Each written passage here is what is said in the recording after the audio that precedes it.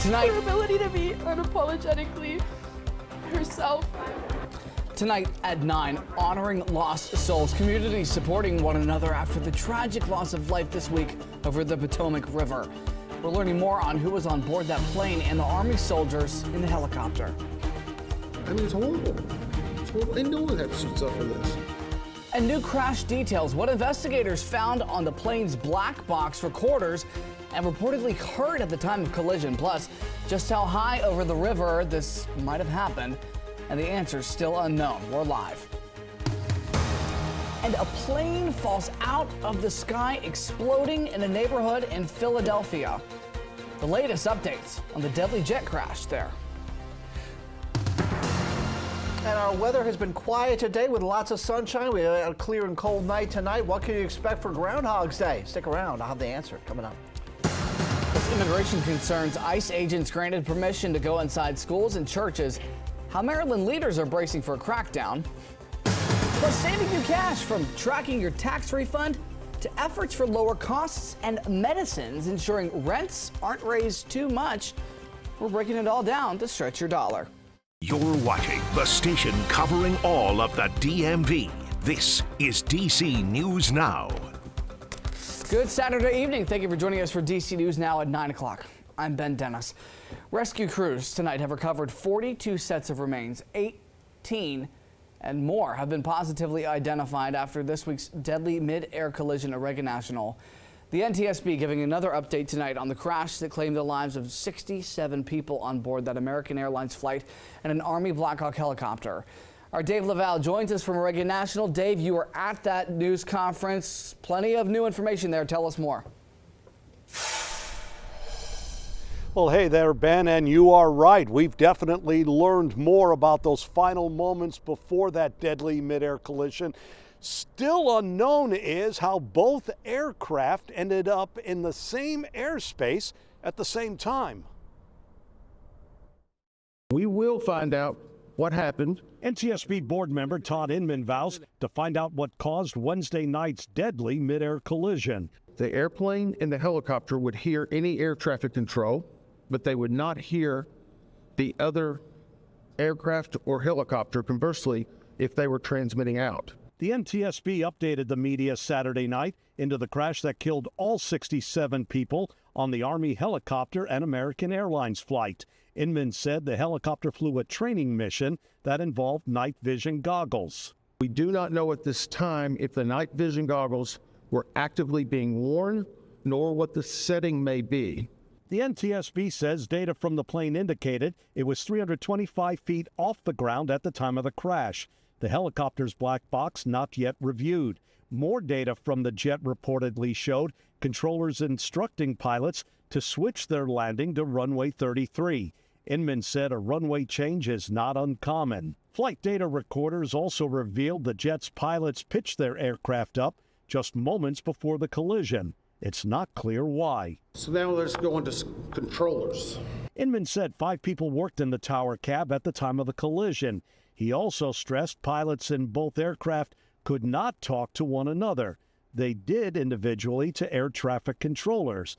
They couldn't because they were on different frequencies. Inman told reporters he met with some of the victims' families Saturday. They're just all hurt, and they still want answers, and we want to give them answers. Yeah, truly tragic situation for everyone involved. Do want to tell you 2 barges are expected here on Sunday to begin the process of removing the wreckage of both aircraft from the Potomac River. We are live at Reagan National Airport. Dave Laval, DC News Now. Thanks to Dave. Speaking of that process, an update from the Army Corps of Engineers, a tentative timeline to clean up.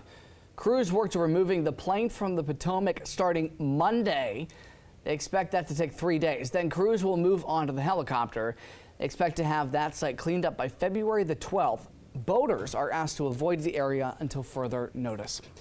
Well, tonight a vigil was held for the lives lost in that tragic collision, at least some of them. The Northern Virginia ice skating community banding together tonight and in Leesburg. Members there remembering the lives of victims, including 12-year-old skater Olivia Turr. The Ion International Training Center just today. That's an ice skating practice facility along Virginia Route 26. We caught up with some people who are paying their respects, who say the community needs to come together after a tragedy like this. While we all have aching hearts, we unite together to hold each other up, to support each other. You know that this is so fresh, but we're going to have to be supportive of one another in Loudoun County next month, next year, 2 years from now. Grief does not have timelines. And we are also learning the name of the third soldier that died on board the Black Hawk helicopter that collided with the plane. The Army says Captain Rebecca Lobach served as an Army aviation officer since July of 2019. Over her career, she logged more than 450 hours of flight time, earning multiple awards, including an achievement medal. CBS News also reporting that she had escorted Ralph Lauren, you see on the left of your screen there, at the White House when he was awarded the Presidential Medal of Freedom just last month by former President Joe Biden. And the other two pilots identified this week, pictured on the left, that is Chief Warrant Officer 2 Andrew Lloyd Eves. He was 39 years old and from Great Mills, Maryland in St. Mary's County. His body has not yet been recovered, reportedly. On the right, Staff Sergeant Ryan Austin O'Hara from Georgia. He was 28 years old. Meantime, some grim discoveries are being found near the crash site of the Potomac. Look at this.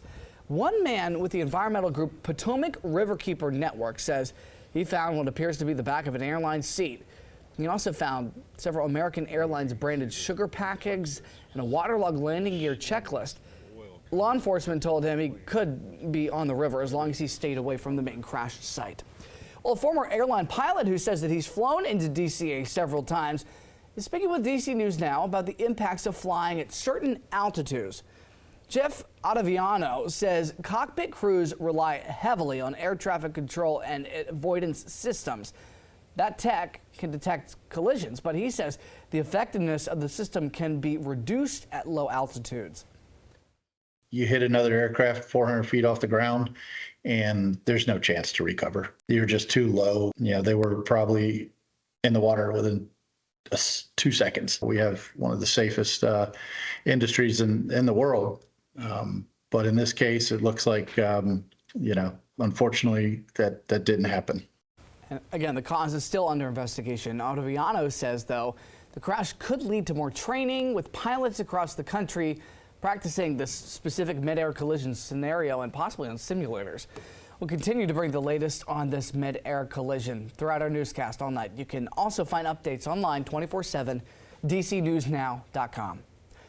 Time is 9:08. We're going to toss it over to meteorologist Scott Sumner. Scott is tracking the temps. He's also tracking what's going to be happening in the days ahead. Scott?